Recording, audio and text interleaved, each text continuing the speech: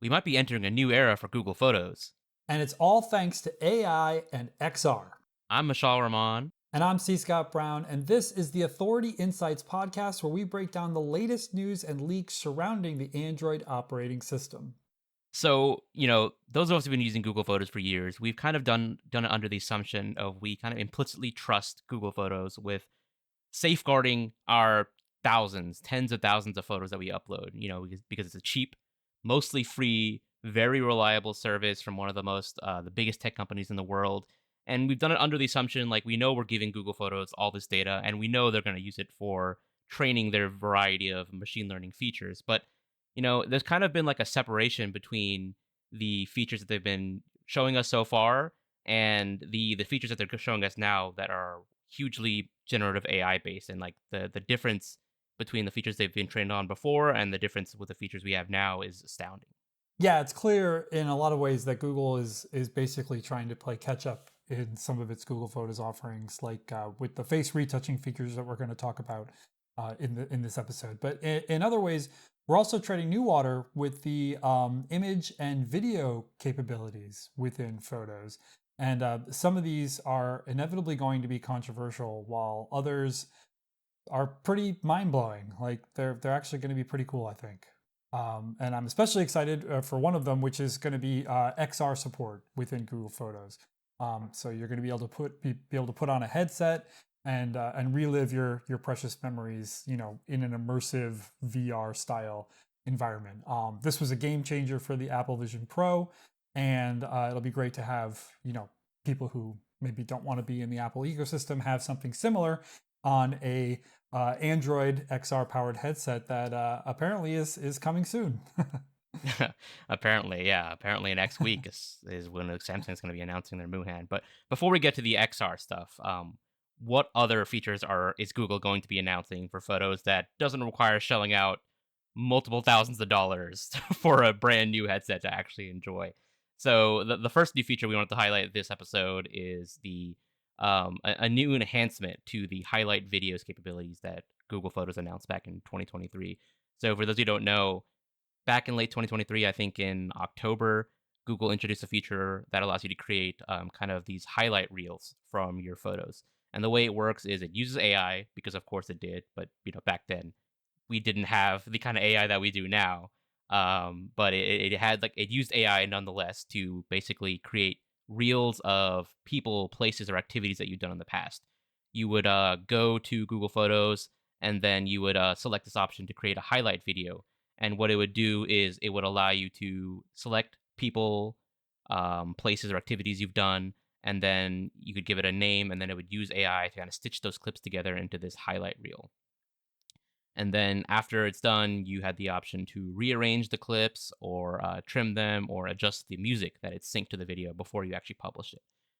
But now it looks like Google's working on an enhanced version of this feature where instead of selecting people, places, or activities, now you can select these kind of templates that allow you to basically, I guess, stitch together whatever photos are recommended or that you select and kind of have it follow this templated video content. And some examples we found are fall vibes, trip recap, and hobbies. And then it also has some clip options, like some music options that you can select from, including not just some royalty free stuff, but also some licensed music, including Naughty by Nature's Hip Hop, Hooray, and Breathe by Michelle Branch. So it's kind of an interesting feature that Google is adding here. If you're watching the video, we're playing a video feed right now from the Android Authority article that shows, we uncovered this inside the APK, what it might look like. And yeah, it's quite a different take on the highlight video capabilities that we used to have in Google Photos. So Scott, what is your take on this feature? Well, so first, this reminds me very much of a feature that has been available from DJI products for quite a while. So if you buy like a gimbal or even the DJI Pocket series, the Pocket 3, which is for creators like one of the most important pieces of gear that you can own. There are ways where you can, shoot these clips. It'll give you instructions. It'll say like, shoot this clip and then shoot a clip like this and then shoot a clip like this. And when you do all those clips, it stitches it all together, puts the music track on it, and then you can very quickly upload it to your social media feed of choice. And that is really cool because what you're kind of doing is you're kind of taking the editing steps out and you're just shooting the shots you need. And then, Hmm. this fanciful magic editor in the background does all the work for you and then gives you the final product. This is different though. This is like, you're just providing it raw footage from whatever. It's pulling in all these different things and then creating something and then making it so you can publish it. So it's very little effort on the part of the user. Um, I think that this is going to be cool because it's going to make people feel like they're an influencer of some kind. They're going to be able to see like their vacation in the way that a famous travel influencer would possibly present their most recent travels. And I think that's cool, but at the same time, like, if anyone has any conceptions that like this is going to make it so that an actual influencer would use these tools, I don't think that's going to be the case. I think that it's going to be very messy and rudimentary and just kind of like I said, just pulling stuff from wherever, to make something. And it may not have the things that you want. It may not cut the way that you want, and it's gonna be tricky. But for what it is, I think it'll just be fun. Like I can just imagine like maybe somebody who is older and has no video editing capability and has never made like an Instagram or a TikTok before. They'll be like, "Oh wow, cool! Look, my most recent vacation looks like really awesome in this thing. I'm going to Hmm. share it to my friends on social media." So I think that's really cool. But yeah, I don't think this is going to replace the tried and true method of creating a narrative in your head and then shooting the shots you need and then stitching them together manually to create the story that you want to tell that matches your brand or your channel or whatever.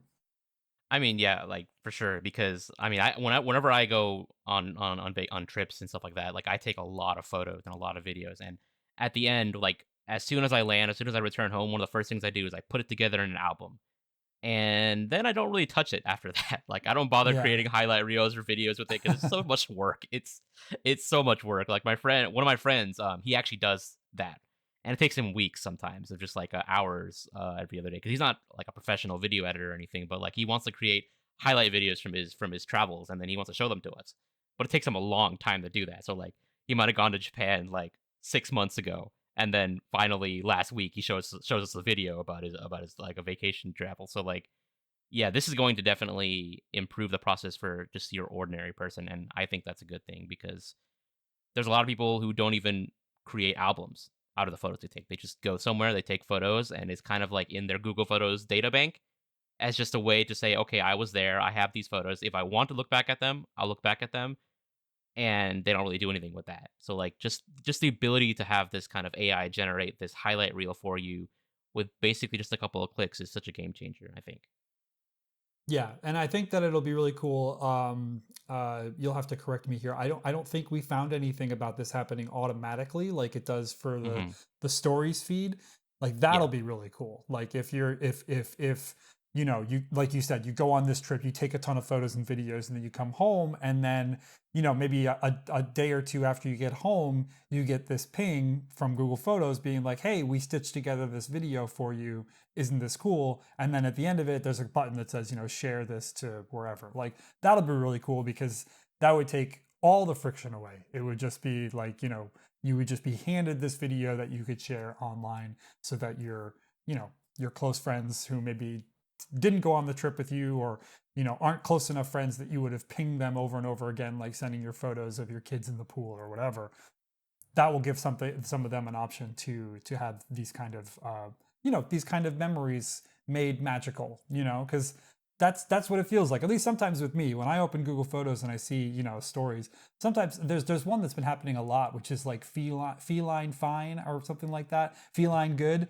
And it's just like pictures of cats that I've taken, and my cats, other people's cats, and it stitches together as little music or whatever. And I like it. I like it's a nice little treat every once in a while to see it and be reminded like, oh yeah, that was a great time that I had there. So having that in a much more like ready to share kind of thing, I feel like is a win-win for everybody.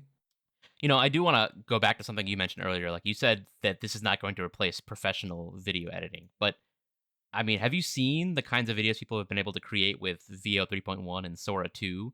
I'm kind of wondering if this is something, if kind of professional looking videos is something you will be able to create using these kind of capabilities. Like, is Google going to be integrating VO 3.1 in such a way potentially in the future that you can just give it a bunch of photos and then it could create like a fake actual highlight reel that kind of resembles an actual travel vlog using those photos? Like, I think that would be really cool, but also really weird because it would obviously have to generate a lot of frames that just did not exist in your photo library to make that happen. But I think it's something that could certainly happen down the line.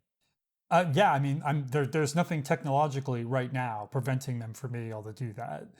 Yeah. I think the key difference, though, the key thing that separates a very successful influencer or YouTuber or whoever and the amateurs is the ability to tell a story, the ability to Hmm. visually keep you engaged as you progress through that story. And this is really difficult. I have my own YouTube channel that I do, my own videos separate from Android Authority on. And yeah, this is the thing that I struggle with the most is like, how can I make it so that this is a progression that you want to watch until the end? Because every time you get to the next scene, you're like, oh, that's intriguing, I need more, and then you keep watching. And yeah, I don't think that the AI is going to be able to replicate that very well. I think that that's going to be what separates the AI powered automatic influencer content from like the real stuff that actually keeps you Hmm. engaged. But who knows? I mean, 3, 4 years from now, I don't know. Maybe there's no such thing as influencers Like, anymore. Who knows? I I can mean, if already hear the everyone's an influencer, nobody is. yeah, yeah, exactly. I can hear like people listening to this right now being like, "Oh my God, that'd be amazing," but yeah, I mean, Uh, there are people, I think a lot of hate comes down on the idea of influencers, but in the end, like a lot of your favorite YouTubers are influencers. You're an yeah, influencer, like you yeah, fit into that certainly. category, and obviously people listening to this love you, so like, not all influencers. Hashtag not Hey, all hey, hey, they love you influencers. too. It's not just a one-sided love affair here. Yeah, I guess But no, some I think people you're love right. It's you. not going to replace influencers. I definitely think, just in general, AI video creation is going to raise the bar. It is going to make, I think, influencers' lives harder. Just no doubt about it, because it's going to raise the bar. It's going to raise the minimum quality level that you expect to see from videos on social media. Because if everyone is able to create kind of professional looking videos, even if they don't have like a narratively they don't have like a narrative cohesion throughout the entire video, like just the fact that you can create videos with that kind of level of polish, or see, they on the surface they look like they have that level of polish. I think it's just going to make people scrutinize actual influencer created videos a lot more. They're going to say, okay, like, what separates your videos? What makes your video stand out now that everyone else can do these kinds of transitions or these kinds of intros? So yeah, I just think it's going to make actual influencer created videos much better in the future, but also just much harder to create. Yeah, and so one of the things that we're kind of in the dark about with this new feature from Google is like, how, like, will it be paywalled? Like, is it going to be blocked? Like, yeah, this sounds like a really powerful tool, but is it so powerful and so useful for people who are influencers that Google could charge money for it, or integrate it into the wider Google subscription somehow? Maybe like as part of your Google One subscription, this is something that you would get. Maybe you get 10 edits a month, similar to what they do for Google Photos in certain features. So that's another big question that we have. Lots of unknowns here, but I think you're right. I think the core idea is really cool. How much it'll change the influencer game, I don't know.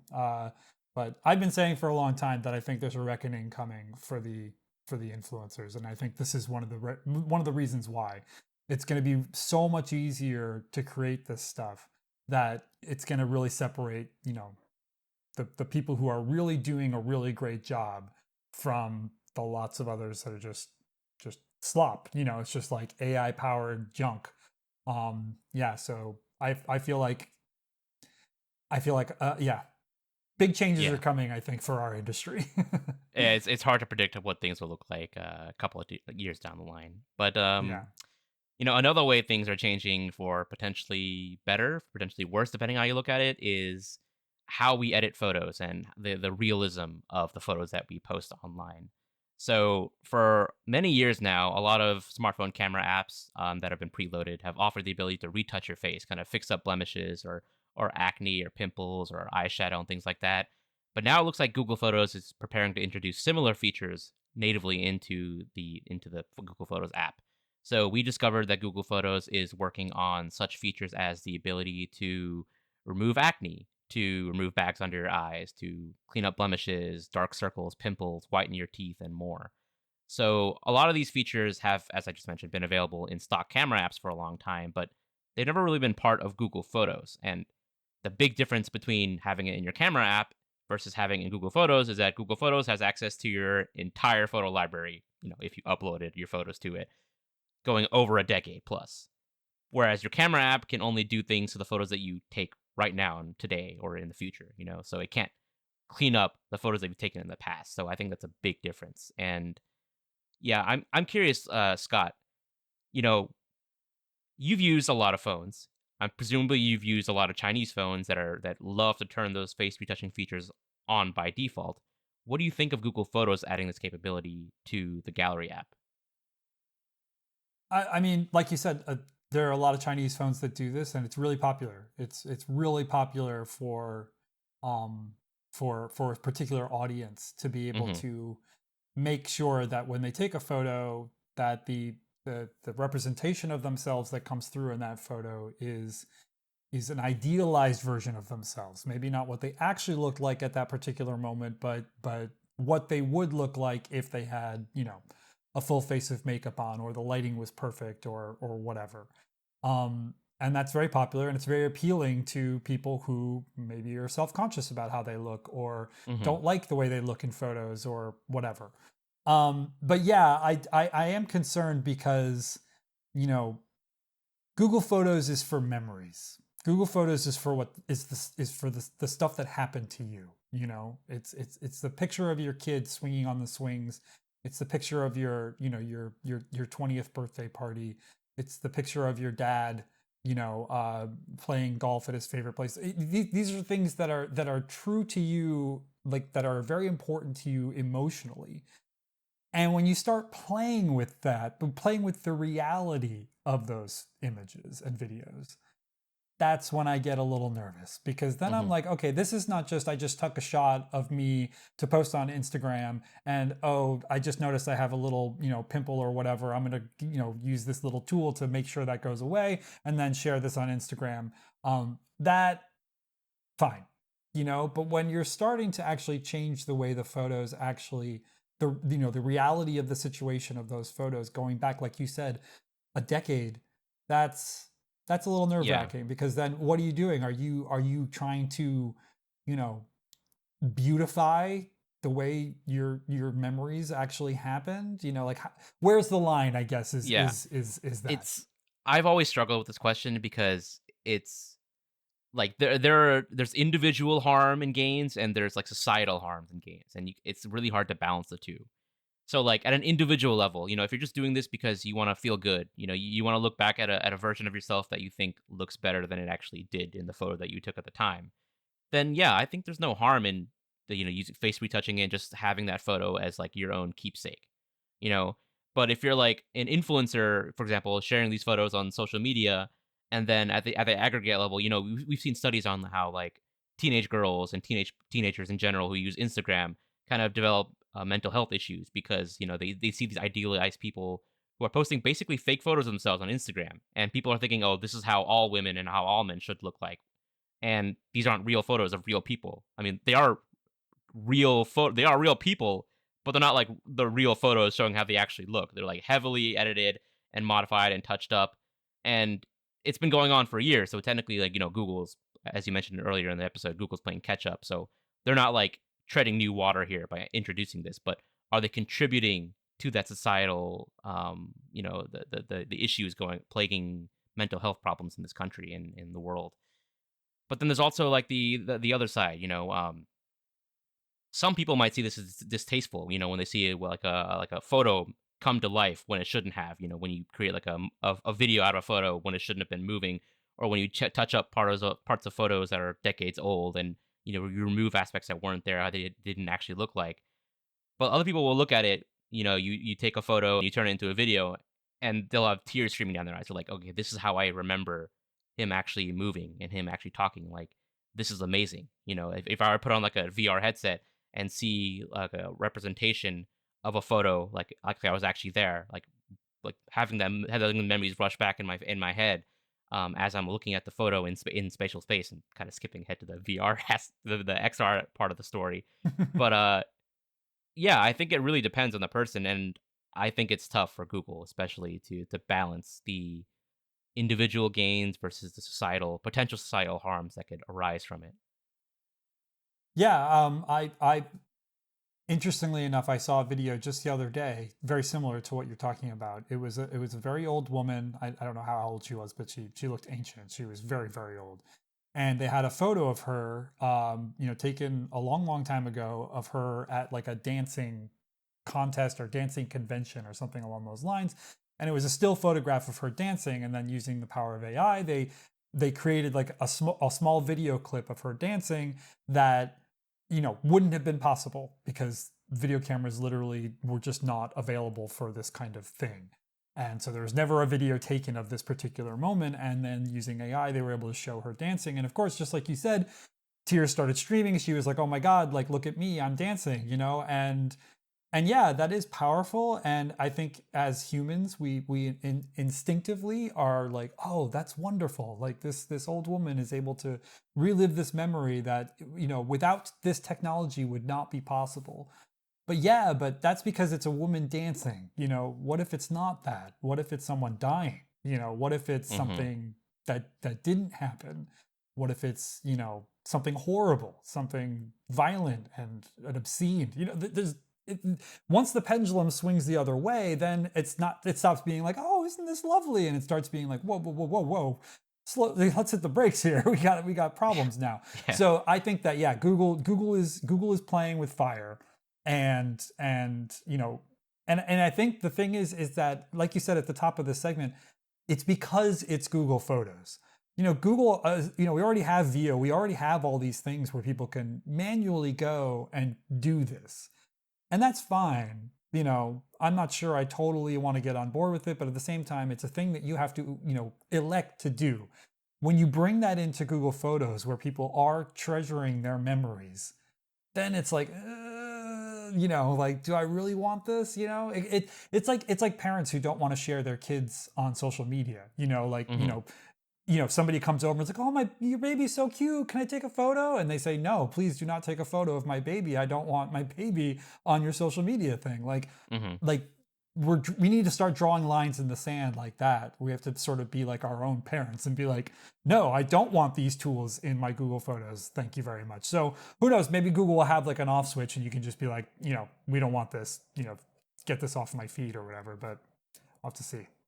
Yeah, I mean, unfortunately, the way things work is, if Google won't do it, then someone else will, and we've already seen that other companies have been doing it for years. So at this point, you know, I can't really hold Google's feet to the fire very much because they're basically just playing catch up on things that others have done for years. So yeah, it's tough. Like every time I see an AI feature, I'm always like trying to weighing the benefits from it versus the societal harms, and kind of the only way that I really like vibe with any AI feature, like there's no controversial aspect of it, is whenever it's used for comedic purposes. And I just wanted to quickly highlight this article by Steven, who went through, and it's not Google Photos related technically, but in Google Meet they introduced some virtual makeup options, and he was brave enough to put his own face through all of these touch up options, and basically just give himself a rosy pink lip, some makeup, and everything. And I, if people only use Google Photos AI features for things like this, I would love it. I think no one would complain because it'd be absolutely hilarious to just imagine yourself with a full face of makeup and lipstick, especially if you're like a guy who doesn't really typically wear makeup. Um, I think it would be hilarious if more people did things like this. But unfortunately, with the openness and the ability to prompt AI in almost any way you want, it's just there's a lot of ways it's going to be misused. Unfortunately, not everyone agrees and thinks it should be used for only comedic purposes, but that's how just things are. But I think the next thing we're going to talk about, which is the photos within the XR environment. This is something that I think you know, I mean, I don't know how much generative AI is being used for this particular feature, but I think that this is something that's a little less controversial. So I think this is a good one to sort of slide the podcast episode down a bit from talking about these, major topics. Controversies. Yeah, this Yeah. one I think is just straightforward. Like, I think this is amazing. So Google Photos, I mean, this is no secret. Google announced in December of last year that they're working on Android XR, and that they said sometime before the end of this year, an XR headset will be launching. And then actually this week, Samsung confirmed the official launch date of its Project Muhan headset. They said it'll be launching on October 21st at 10 p.m. Eastern.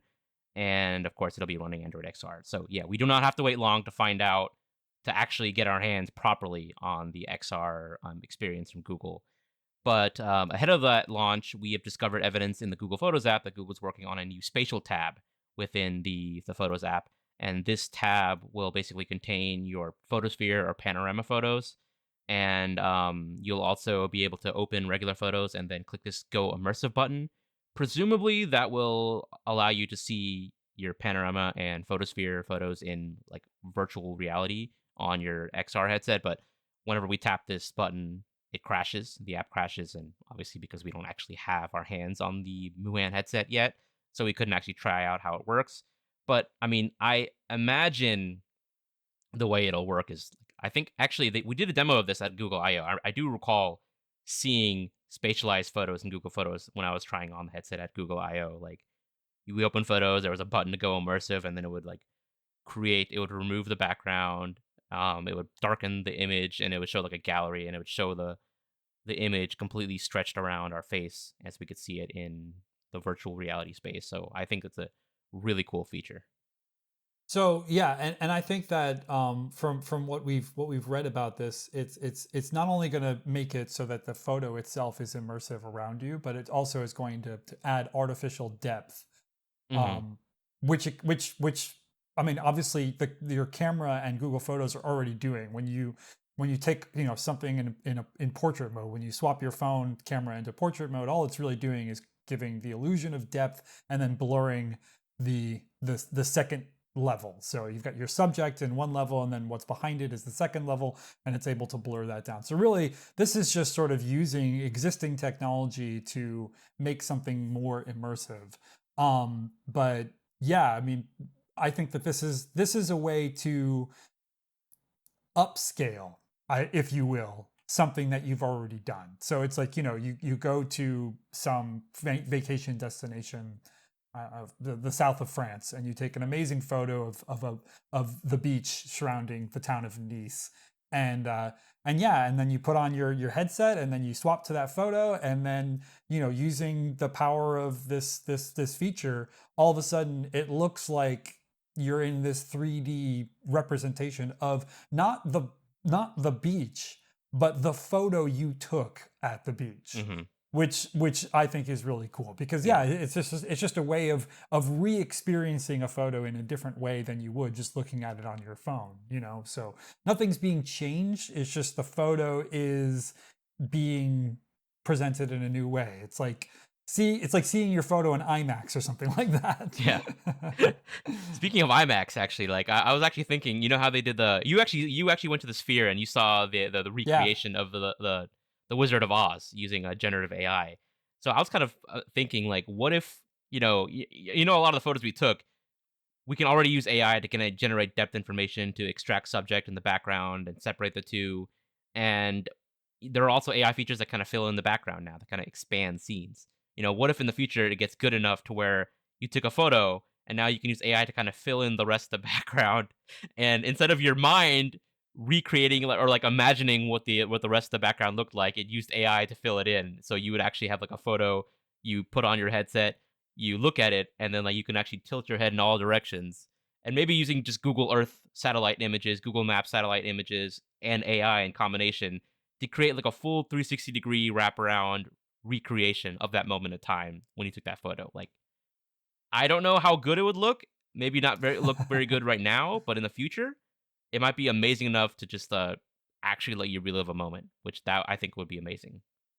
Yeah, the issue that you would face there is the same issue that they faced in The Wizard of Oz with the recreation of the Sphere. For people who are listening who maybe don't know what we're talking about, so there's a theater in Las Vegas called Sphere, which is literally a sphere, and the theater inside it is spherical, so it goes all the way around. So you can tilt your head back, you can look up, you can look around you, and everywhere you look is screen.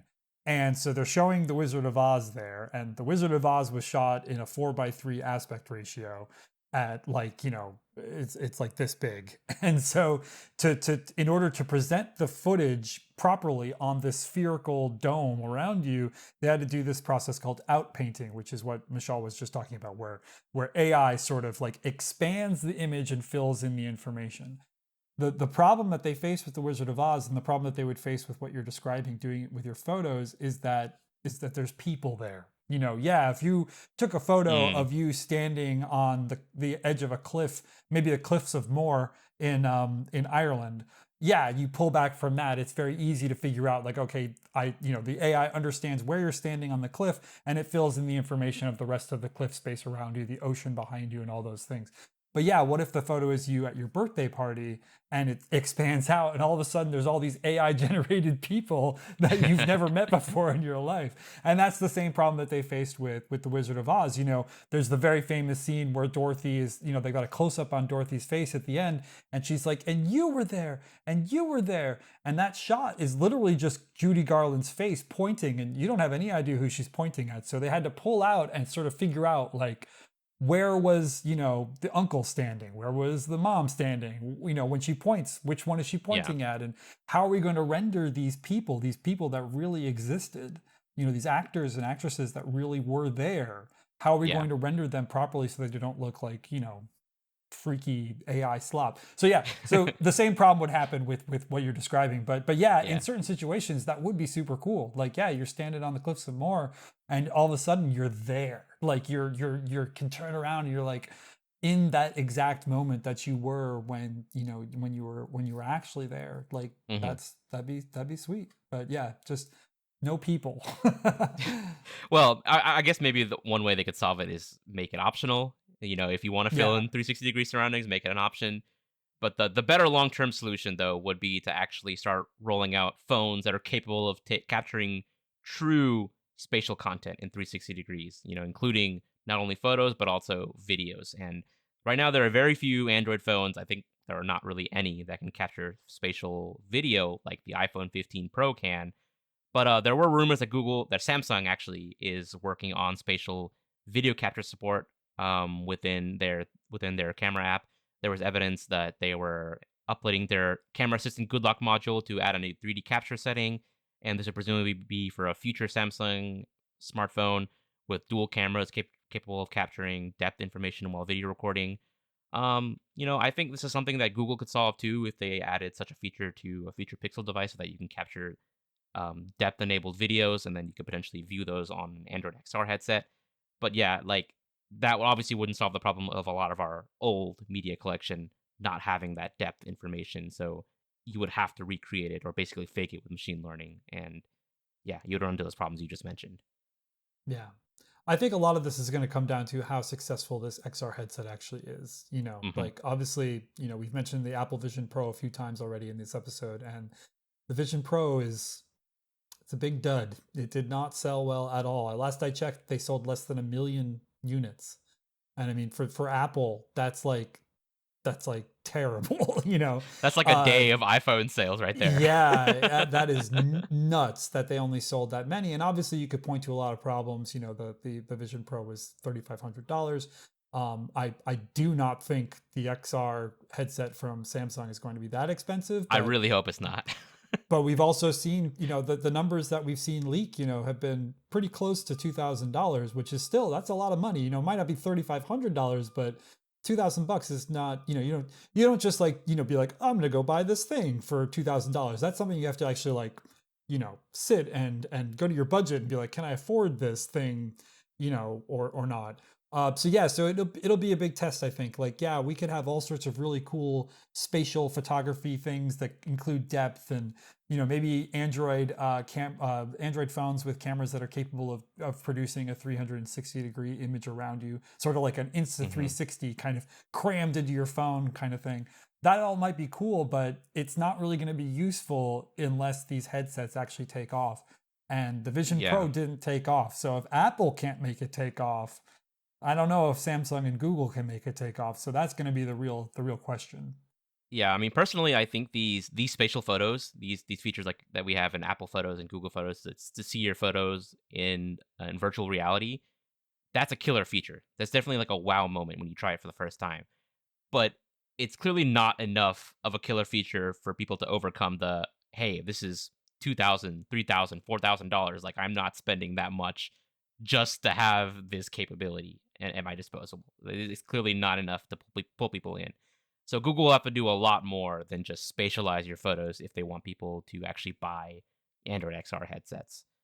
And, we'll have to wait and find out in just a couple of days. I think this episode's going live on Saturday the 18th. So actually just like Yeah. 3 days So from the from the time of this when the yeah. time this episode goes live. So yeah.